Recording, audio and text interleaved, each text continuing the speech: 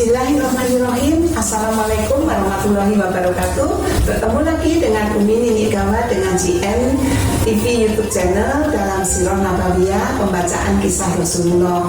Saudara-saudaraku muslim dimanapun berada, semoga kalian semua seluruhnya, anak-anakku, cucu-cucuku, saudara-saudaraku, sahabat-sahabatku semua dalam keadaan sehat walafiat dalam lindungan Allah SWT.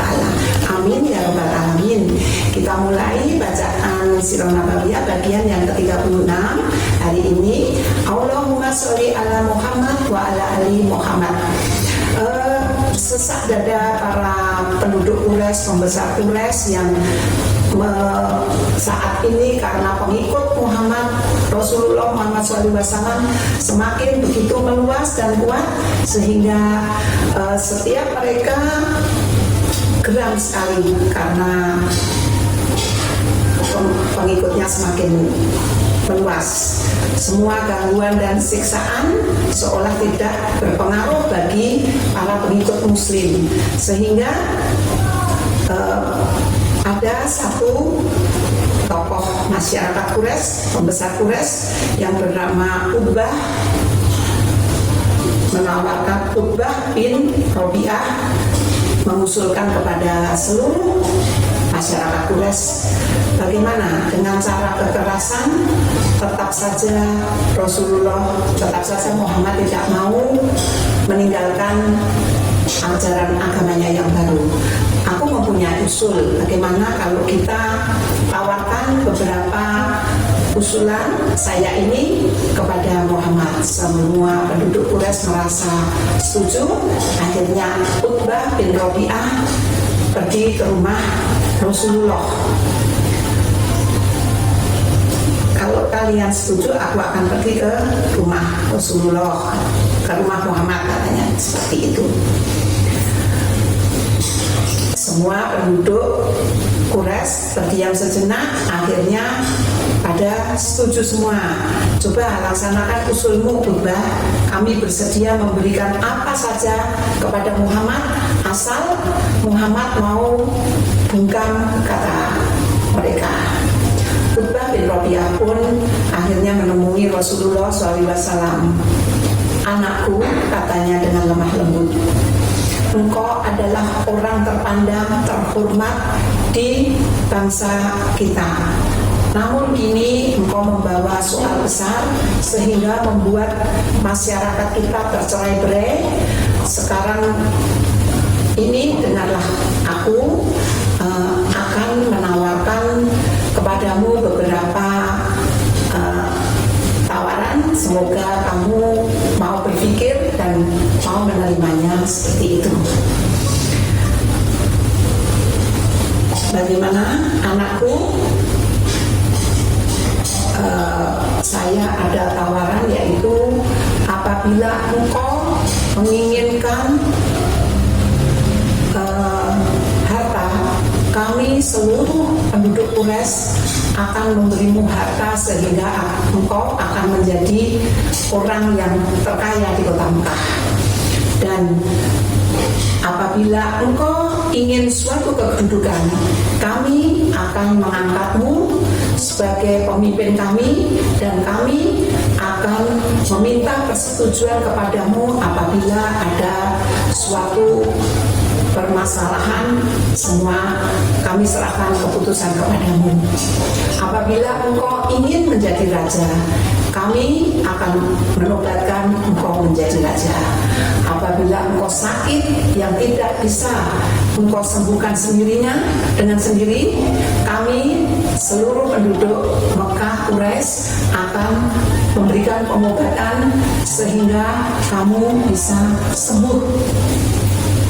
Rasulullah terdiam sejenak. Utbah bin Rabi'ah merasa kata-katanya tadi yang berbunga itu sudah menguap tanpa jejak ke udara. Akhirnya Rasulullah lalu membacakan surat ayat-ayat Al-Quran, yaitu surat Fussilat, yaitu surat 41 ayat 1 sampai dengan 5. Dibacakan ya. A'udzu billahi minasy syaithanir rajim. Bismillahirrahmanirrahim. Hamim. Dengan nama Allah yang Maha Pengasih lagi Maha Penyayang. Hamim, hanya Allah yang bisa mengartikan itu semua. Hamim itu hanya Allah saja yang mengetahui arti dan maksudnya. Tanzilum minar rahmanir rahim. Diturunkan dari Tuhan yang Maha Pemurah lagi Maha Penyayang. Kitabun fusilat ayatuhu Qur'anan aribayan liqaumi ya'lamun. Kitab yang dijelaskan ayat-ayatnya, yakni bacaan dalam bahasa Arab untuk kaum yang mengetahui. Basyiran wa nazira wa aqrada aktsaruhum fahum la yasma'un. Yang membawa berita gembira dan yang membawa peringatan, tetapi kebanyakan mereka berpaling daripadanya, maka mereka tidak mau mendengarkannya. Wa qalu qulubuna fi akinantin mimma tad'una ilaihi wa fi adani bawa waqru wa min bainina wa bainaka hijabum fa'mal innana amilun. Mereka berkata, hati kami berada dalam tutupan yang menutupi apa yang kamu seru kami kepadanya, dan di telinga kami ada sumbatan, dan antara kami dan kamu ada dinding. Maka lakukanlah sesuai kehendakmu, sesungguhnya kami akan melakukan sesuai kehendak kami. Rasulullah terus membacakan ayat-ayat lanjutannya yang menuturkan tentang Rasulullah hanyalah seorang pemberi peringatan tentang gunung-gunung yang kokoh, tentang penciptaan langit dan 7 lapisannya, tentang azab petir yang menimpa kaum Samud, tentang negerinya nasib kaum kafir yang menolak wahyu dari Allah Subhanahu wa Ta'ala. Ayat-ayat itu begitu mempesona Utbah sampai ia lupa pada apa yang ia tawarkan kepada Rasulullah SAW. Hatinya semakin hanyut, larut, dan cukuplah Muhammad, cukuplah sekian saja, seru Utbah. Ia diam sejenak, lalu kemudian ia bertanya lagi, apakah engkau dapat menjawab selain yang tadi engkau baca? Tidak, Rasulullah menjawab dengan tegas. Utbah terpana, jadi inilah Muhammad, pikirnya, laki-laki ini bukanlah orang yang ingin memiliki gunungan harta, kedudukan, kerajaan, dan sama sekali bukan orang yang sakit. Ia hanyalah orang yang ingin mempertahankan tugasnya dengan baik sekali, dan ia tadi mengucapkan kata yang penuh mukjizat. Begitulah akhirnya Utbah bin Rabi'ah kembali dengan tangan hampa. Para pembesar Quraisy pun kecewa karena Rasulullah SAW menolak tawaran mereka. Kemudian penganiayaan dan siksaan semakin menjadi-jadi terhadap kaum muslim, semakin ganas. Akhirnya gangguan terhadap kaum muslim yang semakin berat dari hari ke hari, bahkan beberapa orang gugur karena disiksa terlalu keras. Berdasarkan wahyu dari Allah Subhanahu wa Ta'ala, Rasulullah SAW pun memerintahkan agar mereka berhijrah. Wahai Rasulullah, kemana kami akan pergi? Kata kaum muslimin. Rasulullah menasihatinya agar mereka pergi ke Habasyah yang rakyatnya menganut agama Kristen. Tempat itu diperintah oleh seorang raja dan tidak ada orang yang dianiaya, dan di situ di bumi itu jujur sampai nanti Allah membukakan jalan buat kita semua. Demikianlah sabda Rasulullah. Mematuhi perintah Rasulullah, berangkatlah rombongan pertama kaum muslimin ke Habasyah pada waktu itu bulan Rajab, tahun kelima kenabian Rasulullah SAW.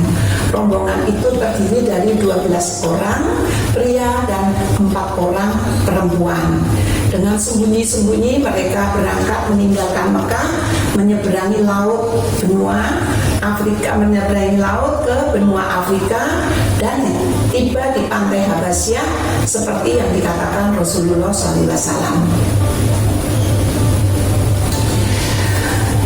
Najasyi adalah Raja Habasyah, memberi mereka perlindungan dan tempat yang baik.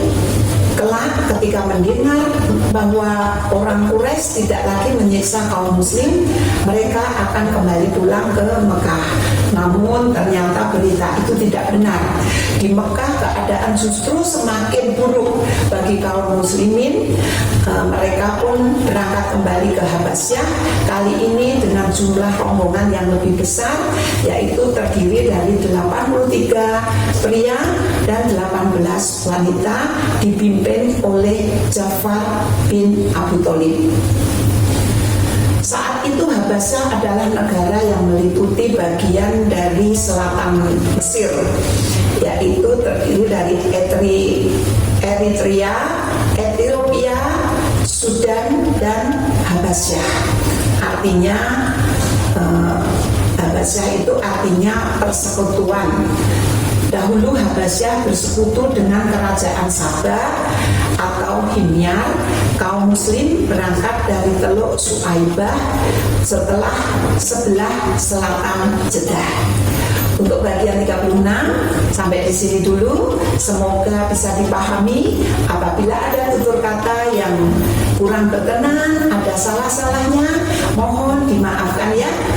Besok ketemu lagi dengan Umi Nini Gawat. Jangan lupa like, subscribe, komen, dan bagikan. Terima kasih. Wassalamualaikum warahmatullahi wabarakatuh.